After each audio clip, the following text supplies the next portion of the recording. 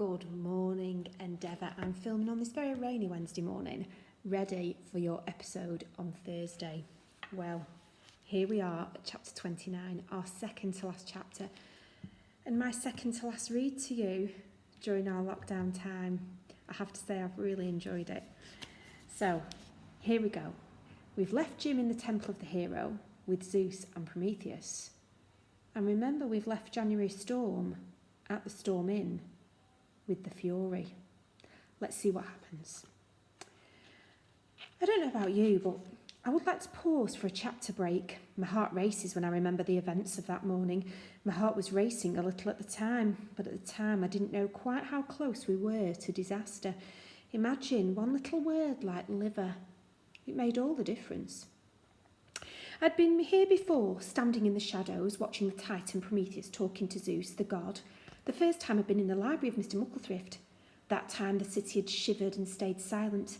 Now it listened like a blackbird waiting by a wormhole for the sound of a wriggle. Just as before, Zeus and Theus seemed to know I was there, but didn't seem to care. "You found the Temple of the Hero then," Theus said. "So there is a human hero. The gods can forgive me now." "No, Theus. Just because this hero has a temple doesn't mean he really is a hero. You need to find him and show him to me." Theus nodded. "I'll have to travel back more than 200 years or more." Zeus leaned forward on the throne. "That may be a wise trip to make. I can forgive you, but I cannot call off the Fury. The Avenger will hunt you to the ends of the universe." "So what's the use of finding a hero?" Theus cried. "Cousin," the god said, "I cannot help you, but I can help the humans." Theus jumped forward.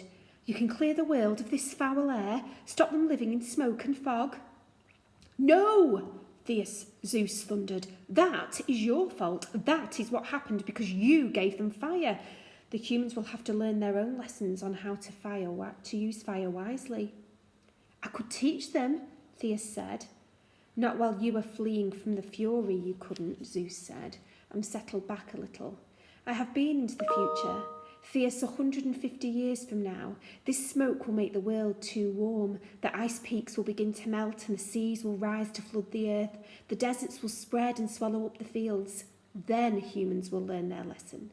Wisdom comes from making mistakes, not from listening to preachers and teachers." "Will they learn too late?" Zeus shrugged. "I haven't been any further into the future, Theus. No, I cannot stop their madness with their use of fire, but you have acted bravely, like a true Greek hero. You gave your life for the old man, even though it meant that you gave off your green spark, betraying you to the Fury." "He's here?" Theus asked. For the first time I saw him tremble. "He's near," Zeus warned.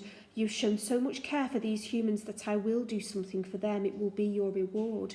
I will take away some of Pandora's terrors from this brutal city. I will make it a better place to live." "How will you do that?" Theus asked. "I'll think of something, Theus. Leave it to me. The humans of these days have forgotten us Greek gods, but we still have our powers. We are as old as the earth and twice as tired, but maybe there are some small things we can do before we sail into the sunset. One last noble deed. I'll think of something." His godly ears picked up some small sound my human ears had missed, or maybe his godly nose scented it. He stood up quickly and pushed Theus towards the door of the temple. "It's time you were flying." Pegasus gave a soft, warning whinny. It stood in the courtyard outside the door. We all looked through the opening. At the far end of the alley stood the hooked and feathered fiend, searching and sniffing the air for its prey. Theus threw on the swan wings and ran to the door. With a leap and a beat with his wings, he was off the ground. The Fury saw him and began to scramble down the alley, but the path between the high houses was too narrow for him to spread its wings and too slick with mud for it to run. I couldn't stop the Fury, but I could slow it down. I ran to Pegasus and gave it a kick, far harder than I'd ever kicked Uncle's coffin. The startled horse cried and spread its wings. It leapt into the air just as the Fury reached the courtyard and flapped into the air. The two collided over the rooftops. Their wings tangled and they tumbled back down into the muddy alley. Sadly for the Avenger, the horse landed on top. Pegasus rolled clear and shook itself, but the Fury just lay there and groaned. "You've broken my neck again," it hissed. I looked up at the empty clouds and cried, "Good luck, Theus." "Thanks." Zeus laughed. Eden City's shadows sighed as the Fury's victim flew free from its claws. The town hall clock struck 10:15 and I knew I had to run to reach the train that would carry me and Uncle Edward into a new future. I raced through the tangled streets, I passed the dying match girl and turned into the alley. I was sure it was a shortcut. It led to a high fence and a dead end. I raced back, slithering in puddles and hurrying past the jail. I'd forgotten which way to go. I looked around wildly. I turned right, my lungs were burning with effort. I turned right again and almost tripped over the legs of the girl with the matches. I'd gone in a circle. The savage city was playing cat and mouse with me again. The sniggers in the shadows were louder now, more like loud laughs and shrieks of joy. But when I stopped to listen, there was a silence as soft as the tread of a fly on a spider's web. That was it. It wasn't cat and mouse any longer. I was a fly caught up in the Eden City spiderweb of the streets. The more I struggled, the more trapped I became. It was like a bad dream. I felt a tug on my jacket. The match girl looked up at me, her skin as pale and as frail as paper. "Turn left, turn right, then right again," she said in a voice that was no more than a whisper. "Thanks," I said, sobbing, but she didn't hear. She slumped back against the wooden wall of the corner shop. "Thanks," I said again, and raced off away. The clock began to chime the hour, and I saw the station entrance across the road. "Come on," Eden City was calling. "Come on, you can make it if you really try."